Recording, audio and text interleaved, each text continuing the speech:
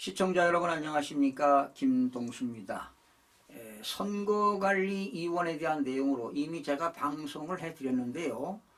스카이데일리가 선거관리위원회 계엄군 투입 4곳에 관련된 의혹을 해명하라 이러고 사설을 썼는데요. 다시 한번 여러분들에게 상기하는 의미에서 다시 한번 전해드리면서 논평을 해드리겠습니다. 윤석열 대통령은 12월 3일 계엄령 선포 직후에 계엄군을 주요 국가기관에 배치했습니다.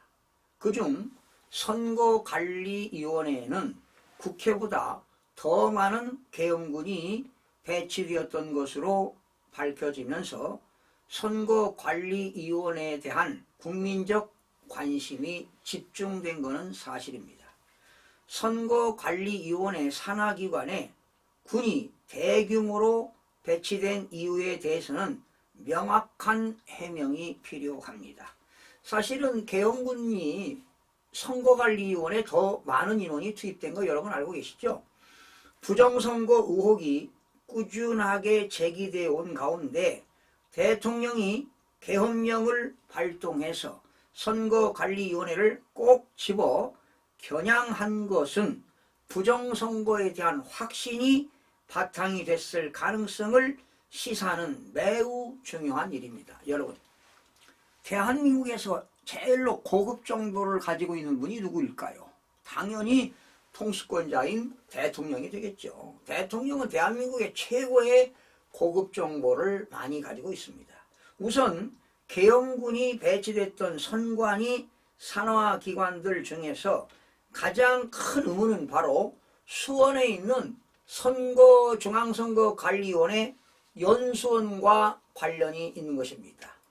이 연수원에서는요 90명의 인원이 있었다고 하지요.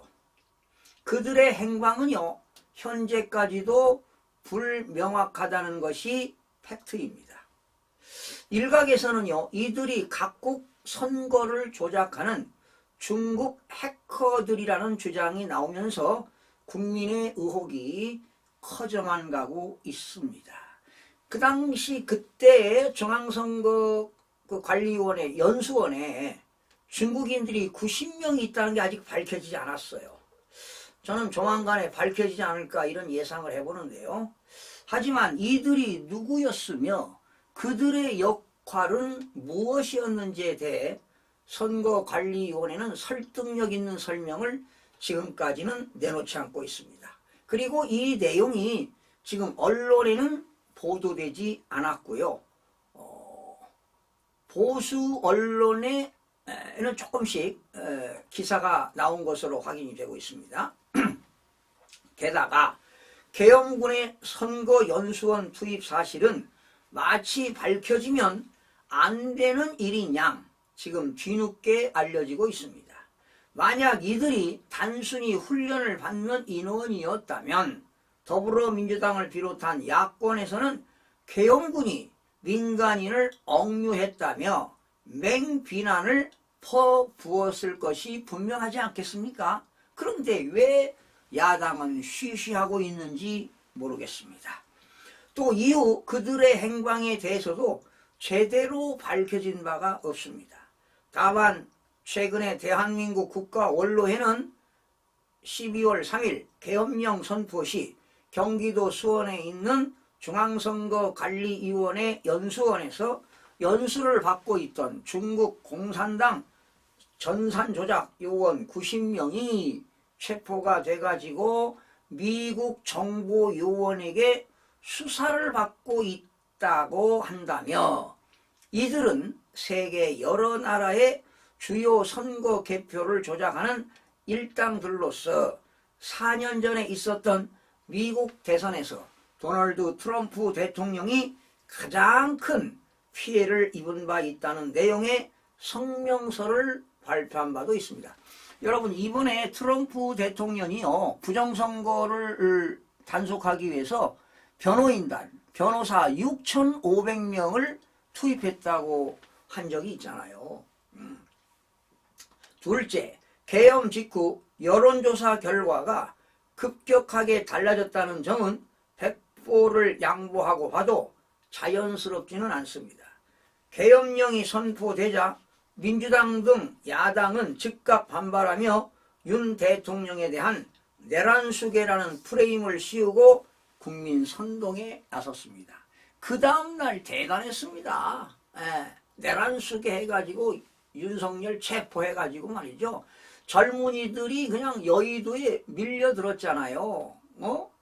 자, 그런데 거기에는 중국 유학생들도 엄청나게 많았다고 합니다. 심지어 중국인이 말이죠. 가짜 경찰을 흉내내고 그러면서 야, 너 경찰 너 중국인이지? 한국말 좀 해봐. 그러니까 도망갔다는 거 아니에요. 이거 큰일입니다. 이거.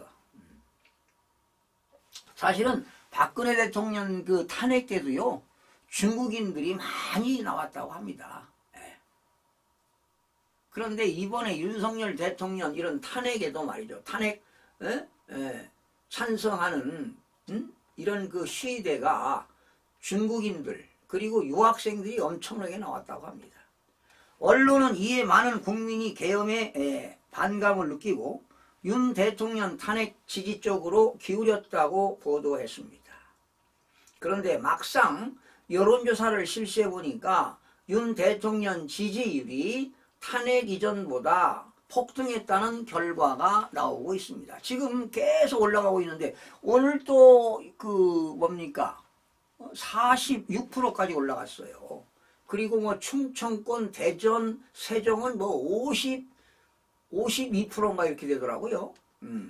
물론 이는 최근 청년층을 중심으로 국가의 반란 세력은 윤 대통령이 아니라 입법 독재로 폭주하는 민주당이라는 인식이 확산됐기 때문으로 분석이 됩니다. 지금 젊은이들이 2030 애들이 말이죠. 젊은이들이 민주당이 입법을 폭주하고 있다. 오로지 이재명 대표 사법 리스크 방탄에만 신경 쓰고 있다. 그리고 탄핵을 뭐 남발하고 있잖아요. 그리고 부정선거를 젊은이들이 외치고 있어요. 스탑 더 스틸 해가지고 말이죠. 그럼에도 계엄 직후 여론조사 결과가 극적으로 변한 데에는 또 다른 변수가 있었던 게 아니라는 시각도 충분히 설득력을 갖습니다. 이는 선관위와 관계되기 때문입니다. 특히 선관위 산하 여론조사 심의위원회가 위치한 서울 관악구에 있죠.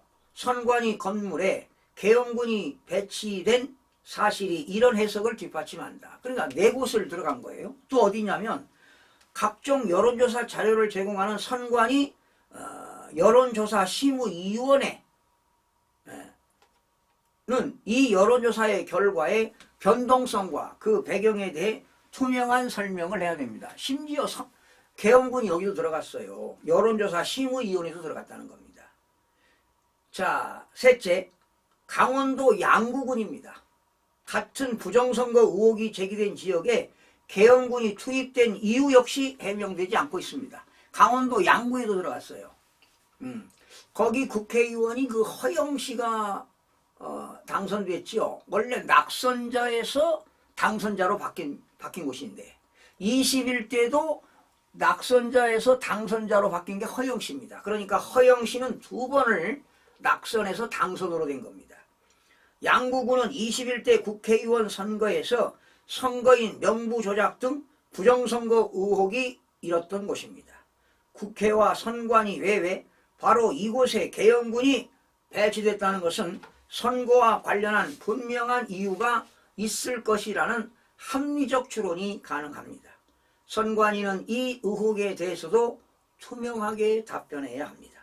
선관위가 의혹을 해소하지 않고 묵묵부답으로 일관한다면 이는 선거 결과에 대한 국민의 신뢰를 근본적으로 훼손하는 일입니다. 이미 부정선거에 대한 국민의 의혹은 커져만 가고 있습니다. 올해 22대 지난해 4월 10일 날 22대 국회에서 지역구에서만 그러니까 낙선자에서 당선자로 바뀐 의원이 무려 53명입니다. 그 비례대표 빼고요. 아마 비례대표 합치면 한 60여 명이 될 겁니다. 현재 입법 독재를 휘두르는 국가가 과연 국민의 손으로 뽑은 국민의 대표인지 믿기 어렵다는 점도 그 의혹을 확산시키는 요인 중에 하나입니다. 그래서 사실은 21대는 지나갔고요. 지금 22대. 지금 뭐 이제 뭐 몇 개월 됐습니까? 한 8, 9개월 되었죠? 선거한 지. 예. 이거 다시 재선거해야 됩니다. 이거. 국민들의 참정권이 박탈당했습니다. 예. 예? 21에서 지역구에서 무려 53명이 낙선자가 당선자로 바뀌었는데 말이죠. 이걸 그대로 두면 되겠습니까? 국민들의 봉기가 일어나야 할 것입니다. 중앙선거관리위원회는 진짜 범죄 집단입니다. 스스로 셀프로 전산 조작을 했는지, 북한으로부터 해킹에 의하여 조작이 됐는지, 중공의 부정선거팀이 조작을 했는지 정확한 진실 규명이 필요해 보입니다. 그래야 자유민주주의를 굳건하게 세울 수가 있다는 것입니다. 이제 젊은이들이 깨어나고 있다는 것입니다. 윤석열 대통령의 비상계엄이 비상계몽이라는 것을 젊은이들이 깨닫고 있다는 것은 미래가 보입니다. 만약에 이걸 밝히지 못하면 대한민국은 영원히 자유민주주의에서 영원히 사라지게 될 것입니다. 시청해주신 여러분 고맙습니다.